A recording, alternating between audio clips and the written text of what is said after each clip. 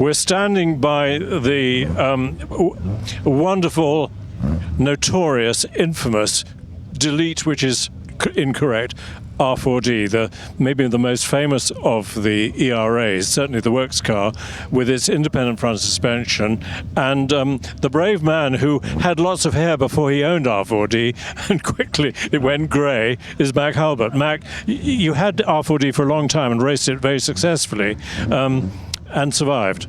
Yes, 15 years, a bit more than Paul Raymond, actually, yes. Who, of course, missed the war years completely. Yeah. It's a fabulous car. I prefer the word famous to infamous, Chris, just so you know. Yeah, there are mixed views. Some people say it's a beast to drive. You say it's not a beast at all. No, it just needs taming. Most of these things were written by people that never drove the car. Yeah. And Raymond Mays himself said, of course, the 2-litre cars are more difficult, and they are. I was just chatting with Ben about it. He spent more time. We had AGM1 before Ben had it, and he spent more time racing it than me. He finds the steering here more indirect, so he can't respond quite as quickly at the wheel. Right. I must admit, I never noticed that.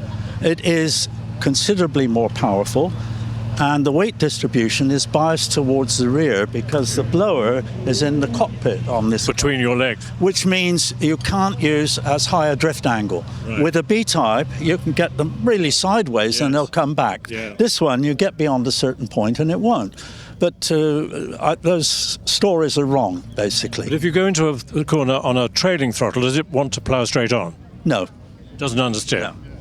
Well, you shouldn't go in on a trailing throttle. You should be on the throttle before the apex. Yeah, but you might have someone slow in front of you. Yes, that sometimes happens. Yeah. Then you have to go around them. That's right. In fact, Ben was telling me a story of how he went by our mutual friend Paddy Stowling at Luffield at Silverstone, gave him a wave as he went by. Yeah. I think it gave him a particular thrill. Yeah. But it's had an incredible career and driven by some amazing people, including Ron Flockhart. Yes. I've got a motorsport from 1950-something where Ron is trying to sell it for 1,700 quid. Yes.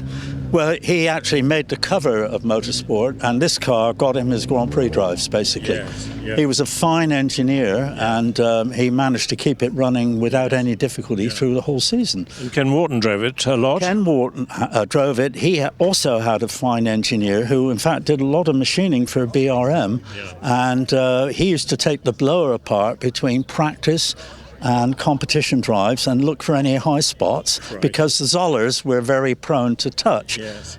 However, Ken never raced it, whereas Ron raced it a lot. Yeah.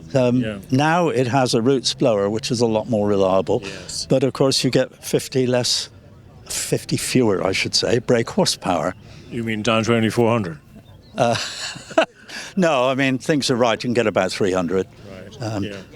There are a couple of things I remember very well. One was when we did the quarter-mile sprint up in the Midlands, and we took the record away from a Lister Chevrolet, and we crossed the line in third gear at 120 miles an hour because we were timed to cross the line. After a quarter of a mile? After a quarter of a mile, yes. Yeah, it's a quick car. Down the straight at Dijon, we were doing 162. Wow. Which is, people don't realise how quick some of these pre-war cars were. I mean, this is just a voiturette. I know. Nothing like the Silver Arrows. Voiturette was Formula 2, really, wasn't it? Yes, it was. Yes, it was. The Silver Arrow is what, 180-ish? Oh, no, I reckon they were doing well over 200 in period. Really? Yeah, as quick as modern Grand Prix cars, but of course around the corners, the braking and the tyres nowhere near as good. Enormous difference. Much braver drivers. Very, very, yes. Mac, thanks a million. It's lovely to see you and the car, and no wonder your hair went grey. Thank you, Chris. Nice to see you too. Cheers.